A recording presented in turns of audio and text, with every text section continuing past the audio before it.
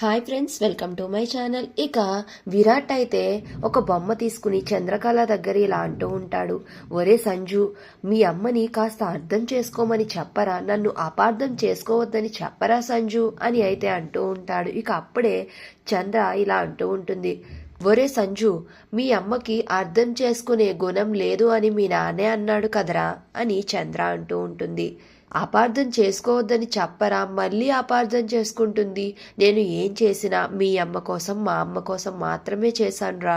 నిన్ను కనేదే మీ అమ్మ కోసమని మీ అమ్మకి కాస్త అర్థమయ్యేలా చెప్పరా అని విరాట్ అంటూ ఉంటాడు. ఇక అప్పుడే అటుగా వెళ్తున్న మదన్ అయితే ఇదంతా చూస్తూ, ఏంటి బ్రదర్ ఏదో ఇంప్రెస్ చేసే పనిలో ఉన్నట్టున్నాడు, నా కొంప ముంచేటట్టున్నాడు అని మదన్ అయితే అక్కడే ఉండి ఇదంతా చూస్తూ ఉంటాడు.